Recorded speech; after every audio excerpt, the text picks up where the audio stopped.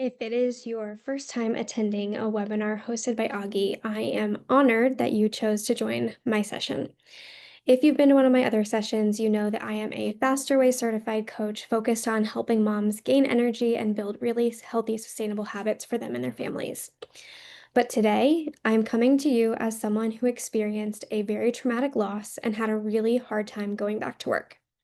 Today, we'll be talking about some very sensitive topics, including pregnancy loss, and there will be some explicit language. I know that these topics can be quite triggering to some, so please only watch this if you are in a state to do so. And finally, I am not a doctor or a licensed counselor. This session is meant to open a dialogue about real life tragedies, but it is not a substitute for medical advice from your trusted healthcare provider.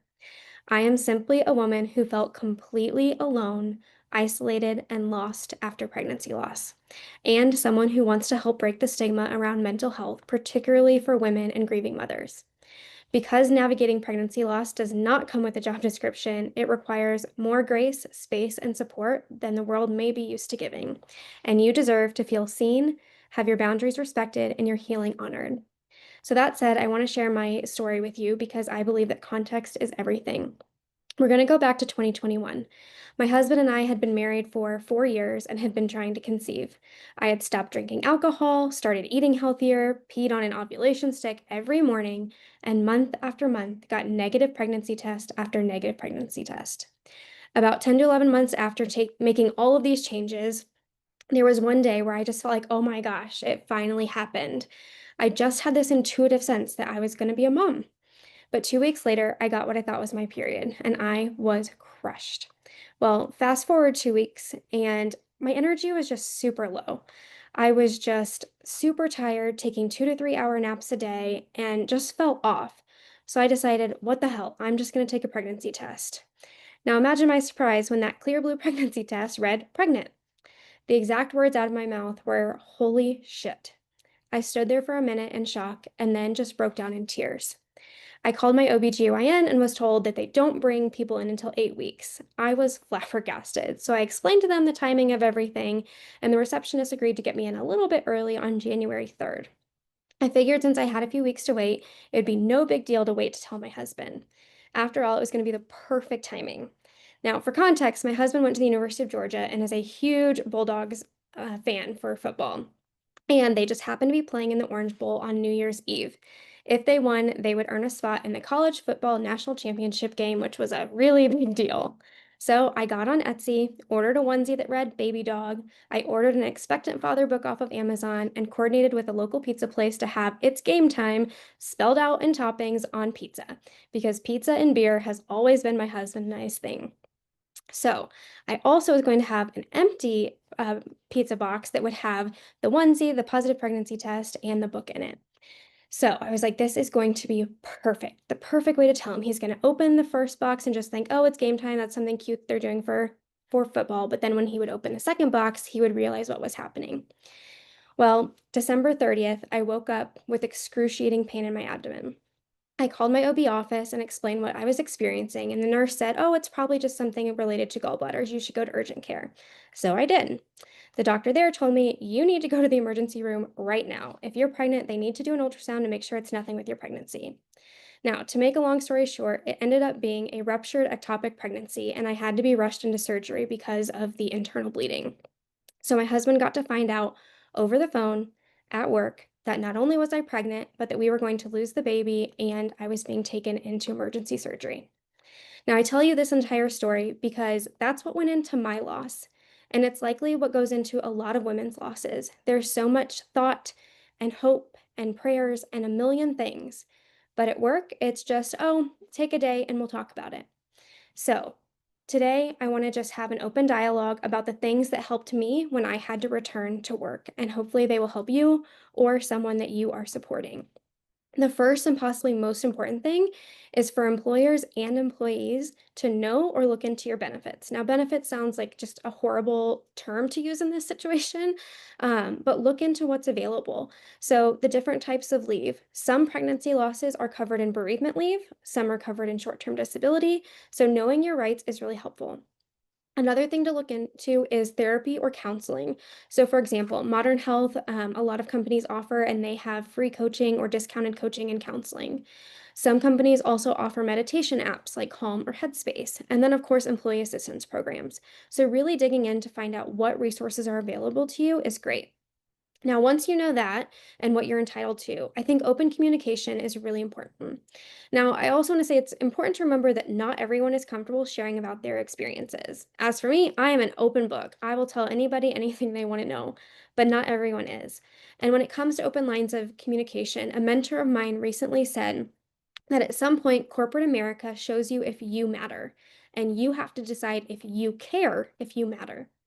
And in instances where pregnancy loss is concerned, my hope is that all managers and coworkers show at least a little bit of empathy and care and treat people as more than just an employee ID number.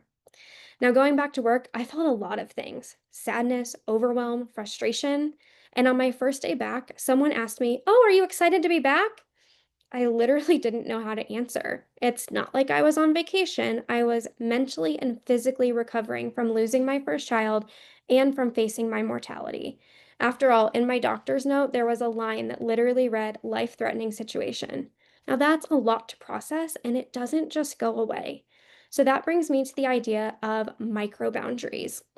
Instead of these huge sweeping changes or dramatic declarations, setting micro boundaries or small protective decisions can really help preserve your energy without drawing unwanted attention. And that can be just so helpful in a season where you're really fragile. For example, some of the things I did were turning off my group chat notifications for 10 minutes in between meetings. Also, choosing not to explain my absence in an email or a status, just putting out of office and letting that speak for itself. Working from home, at the end of the day, shutting the laptop, closing the office door, turn off the light. Like when it's time to be done, because that mental load of work can just add to the stress that you're already feeling. And managers, if there's any managers on the call, so often messages are sent at all times of the day and night, and it can make people feel like they have to be online or they're going to miss something. So, a lot of apps have a schedule feature. Use it to your benefit. Instead of firing off messages at 10 p.m., schedule them to go out the next day during normal business hours. Or at least consider adding a well being notice to an email signature. I want to read one that I recently saw. It said, receiving this email outside of your normal working hours, managing work and life responsibilities is unique for everyone. I have sent this email at a time that works for me. Please respond at a time that works for you. Just that simple verbiage can be so helpful in making people feel like they don't have to be totally online 100% of their day. And another thing that I would recommend, especially for coworkers and managers, is not shaming people for being off camera. Sometimes, especially when you're grieving, it's just easier to not have the added Zoom fatigue on top of everything else. So these little micro boundaries can really serve as an invisible armor, if you will, that protect your capacity while really allowing you to still participate, heal, and reacquaint yourself to working on your own terms. Now, I do want to dive deeper into communication, and I want to talk about code word communication.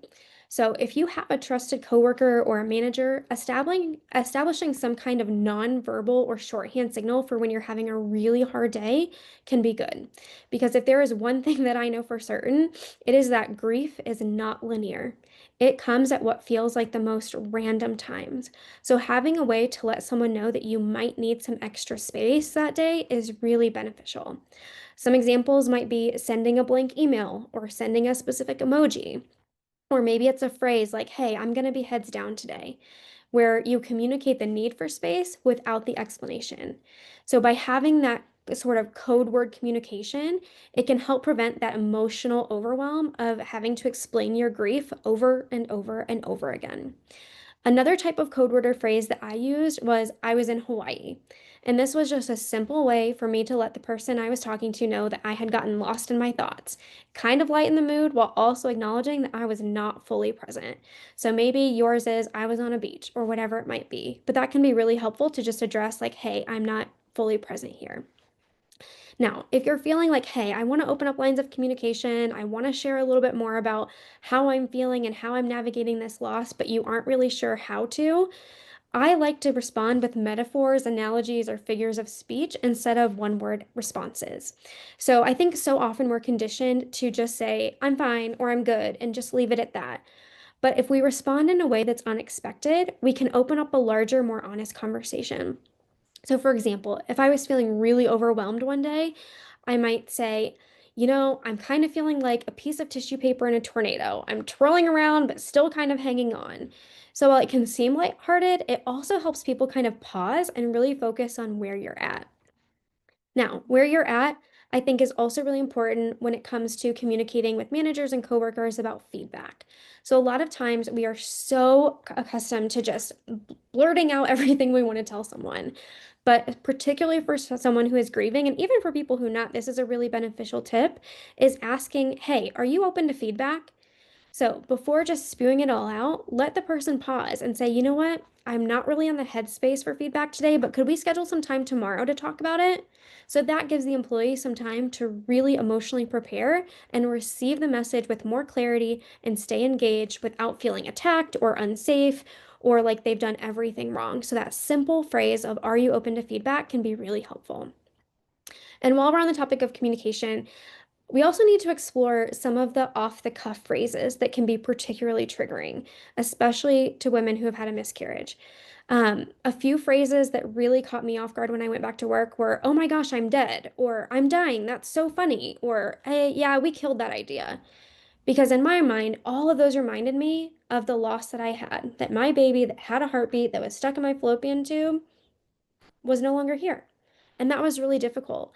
So I'm not saying that, we have to bubble wrap everything, but those off the cuff phrases that can be harmless to most can land very, very differently when you are walking through grief. And so, we can't expect everyone to filter every single word, but a little awareness goes a really, really long way. So, for managers and colleagues, it just means, take the chance to think about what you're saying with a little bit more empathy. And it's not about saying the right things all the time, it's just about saying them with a little bit more care. And I also want to say that it's not just spoken language. It also shows up in how we communicate online. So, emojis like the skeleton or the lying down dead man or using RIP in group chats, like those can feel like no big deal to most, but to someone who's recently lost a pregnancy, that kind of imagery can feel like a punch to the gut. Again, the point is not to filter every single message or walk on eggshells, but that awareness can help create a work culture where people feel seen and not blindsided. Because sometimes I think that it's not the big things that make people feel isolated, it's those little things that just keep piling on and piling and piling on. So if you're a coworker or manager, maybe it's worth looking into removing some of those emojis that could be particularly triggering for people. Now, I know that we've talked a lot about communication, and I think a lot of it is mental, the mental load and just kind of how we're dealing with it. But we also process emotions, at least I do, physically. And so for me, what would show up physically is I would feel as though my entire body was vibrating and I couldn't control it. Sometimes I would feel out of breath. Sometimes it was like I just had all this tension in my shoulders and my back that I just couldn't let go of. And so, some quick body-based resets were really helpful for me, and these like managers could incorporate into meetings at any point in the day. Now, the first one you've probably heard of before, the power pose. If you aren't familiar with it, you stand up with your feet firmly planted on the ground and you place your arms out to the side or raise them above your head. Now, a lot of science has pretty much debunked that this works in terms of boosting confidence and performance and alters your hormones in any way. But for me, it still helped. And I think what helped is just the idea of adopting a more like positive, confident posture was beneficial instead of avoiding that kind of like negative contracted pose. So even though the science doesn't support that it helps, it did for me. Also, gently pressing your palms together just for 10 seconds. This helps release cortisol and it activates the parasympathetic nervous system. So that was really helpful for me. And again, like 10 seconds, it doesn't take long. You could do it while you're waiting for people to join a meeting. Another one is gently tapping your collarbone in a rhythmic motion.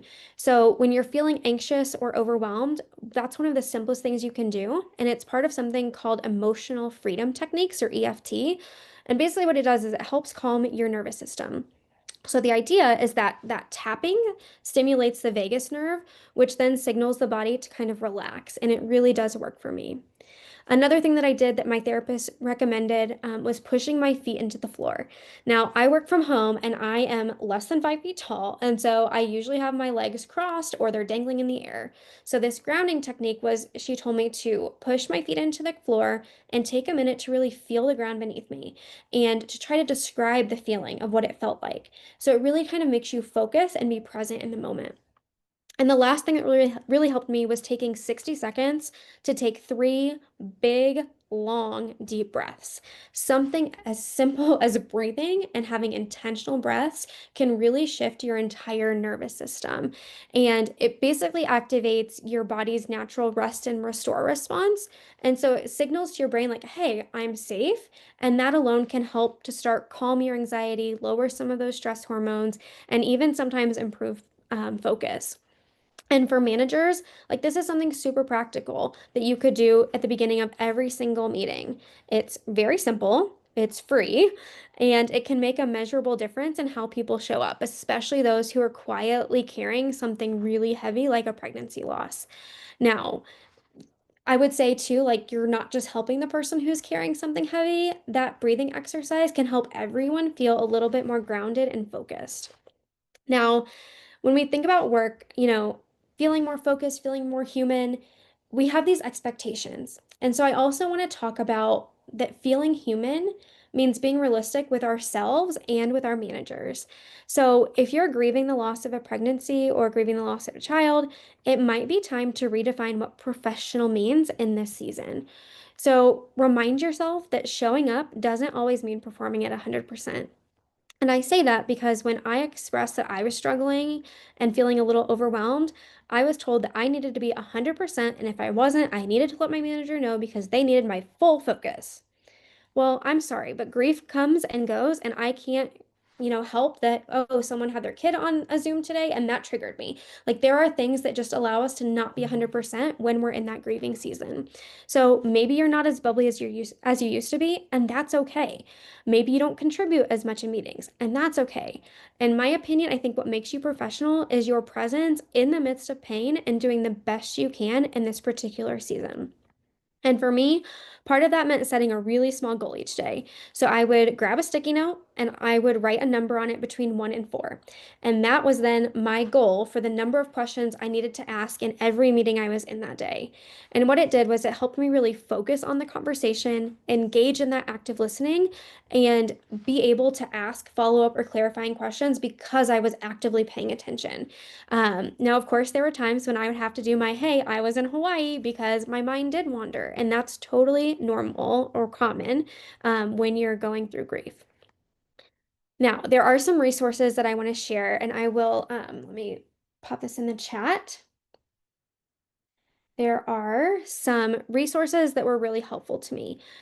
Two books, both written by Liz Fosline and Molly Duffy. One is called Big Feelings, and the other is No Hard Feelings. And No Hard Feelings was particularly helpful to me because it talked about how to express feelings and things in the workplace. And it did it in kind of a lighthearted way where it felt very relatable and I could really put into practice what I was reading. Another resource that I've linked on the worksheet you can download in that link that I put in the chat is the emotions wheel. And this is something that my therapist shared with me. So rather than just saying, hey, I'm sad, it allows you to kind of dig down into deeper um, emotions to say, hey, I'm feeling this way. I'm feeling angry. I'm feeling judged. I'm feeling whatever it is. Instead of just those surface level emotions that a lot of us just kind of grab from the air, it allows you to go a little bit deeper and really name what you're feeling. And then the last thing that I want to just talk about is there's, of course, all these resources, and when I think about resources, I also think about how people show up for us. And so often, I think people do things out of love or kindness, but when we're in a state of grieving, it doesn't always land well. So, an example is that when we had our pregnancy loss, we had let our community know and our friends and family, and we had received soup from three friends who lived in town who came over and dropped it off and wanted to offer their condolences. And we had also received in the mail a box of four soups from a family that was out of town. And this was probably over the course of about 3 days. On that fourth day, I saw our ring camera go off. I open the door and it's another box from Spoonful of Comfort. And on our ring camera, I should have pulled it up to show you all the video, but I open it and literally go, oh, fuck, more soup? Because it was just like, I don't want any more soup. Like, I'm sick of soup. Like, that's just where I'm at. So, if you're a manager or coworker or friend supporting someone, one of the things I have started doing now after I went through that experience myself is offering people something. Because a lot of times we'll say, hey, do you need anything? And it's like, no, people will just say no. So instead, I'll say, hey, I'm really sorry for whatever you're going through. I would really love to support you in a way that's meaningful for you. Which of these sounds best to you right now? A meal delivery, a donation to a certain cause, flowers, a coffee delivery. Give them options to choose from so it's not something else they have to, oh, do I need anything? No, I don't want to burden anyone. By you putting it out there and saying, hey, I want to do something, but I want to make sure it's meaningful to you, it just adds another layer of care and compassion. Now, of course, like I'm now I can look back because that was 4 years ago and be so grateful that people were wanting to show up for us and provide for us. But in that moment, it just wasn't what I needed, and that's okay. So, look, I just want to kind of wrap up by saying that this season can be particularly isolating. And even though you're here today, or maybe you know someone that you want to support better, pregnancy loss, I think, is an unimaginable loss because it's something that a lot of people hope and wish for so long.